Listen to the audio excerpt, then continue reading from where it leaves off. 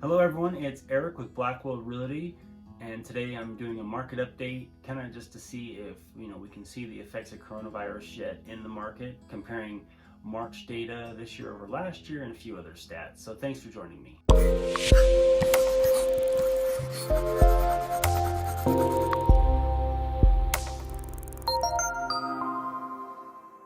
The first stat we're going to cover is comparing March 2020 over March 2019.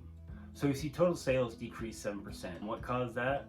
Probably not coronavirus, probably inventory, but we did see that they sold 29% faster. Days on market decreased by 29%, so these houses are still getting snapped up. Our sold price over that year increased by 11%, from $305,000 to $340,000.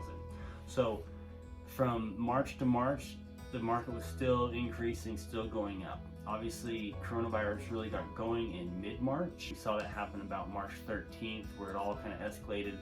A lot of the contracts that closed towards the end of March were probably already pending before coronavirus kind of exploded into the mainstream media.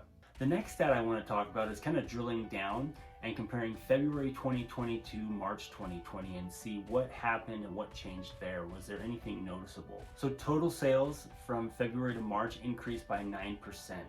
So it was at about 3,000 home sales. It went up to about 3,300 home sales in March 2020. So a month later, just that month change, 9% increase in home sales. Our sold price increased by 1%, 335 median home sale price. It went up to 340 just between those 2 months. Days on market decreased. Homes sold 39% faster because days on market were shorter. So the market started to heat up in March, with buyers getting really aggressive, starting to want to make the moves. So active listings currently are down, and they were down last week also. Since this has started, I've started looking at active listings and pendings almost daily. And last week when I looked at them, we were at 12% active listing decrease from the year prior. As of today, they're down 12% from the year prior. So I think sellers right now, they're afraid to have people in their homes, so they're not wanting to list yet. The people who don't have to sell, they're not going to. They're going to wait. They're going to wait until this all blows over, and then they're going to put their home on the market. So right now our listings are down. And what that's going to do is kind of create up a pent-up supply of homes. So once this does end, whether it's a month, 3 months down the road, there's going to be a flood of homes on the market probably in the middle of summer at some time, because all the people who didn't have to move are going to wait. Next, I want to talk about pendings, or homes that are in escrow, under contract. They're all pretty much the same term. So last week when I looked at these numbers, pendings were up 8.6%. So more houses were under contract the date last week compared to the year prior. As of today, pendings are up also. Now it's 2.8% from today compared to last year at the same time. So pendings are still up year over year, but listings, active listings, are still down just because people are holding off on putting their house on the market. The people that we see that are going to be listing houses right now are people who have to sell, whether they're distressed sellers, maybe they got a job transfer and they have to move.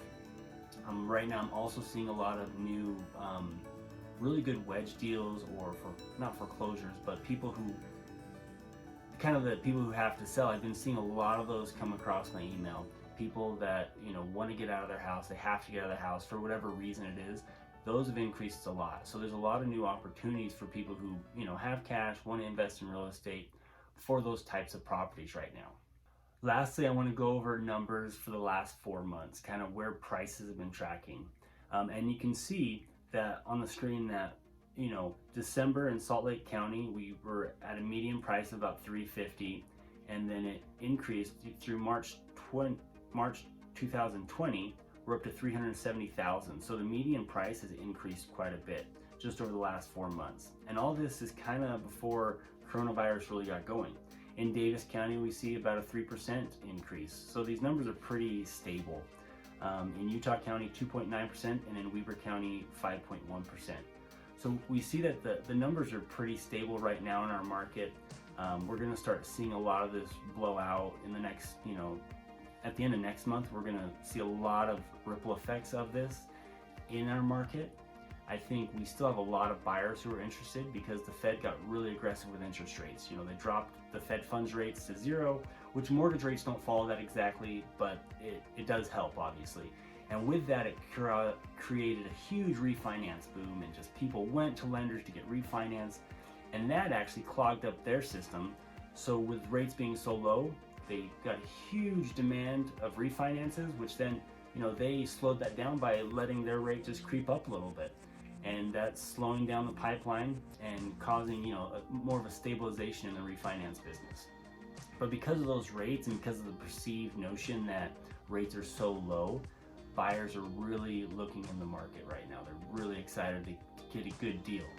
And with our limited inventory, because people aren't wanting to list their home, supply has gone down even more. So it's kind of creating this weird market where people want to buy, but sellers don't necessarily want to sell.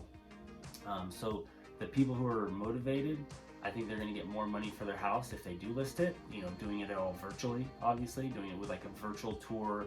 You know, we have ways to sell a home without anyone even going in your home until after it's under contract. So there's that. You know, buyers, they still want to get houses. There's still a lot of motivated people. Obviously, with the new jobs reports coming out, unemployment report, 3.2 million applications for unemployment last week. That's a huge number. We're tracking that also just to see where it goes, where it's trending. But you know, it is an odd time we're in right now, so I just wanted to keep this up to date. I'm going to start doing these weekly and probably putting them on YouTube. But if you have any questions, feel free to reach out. Give me a call, 801-660-9173. Thanks.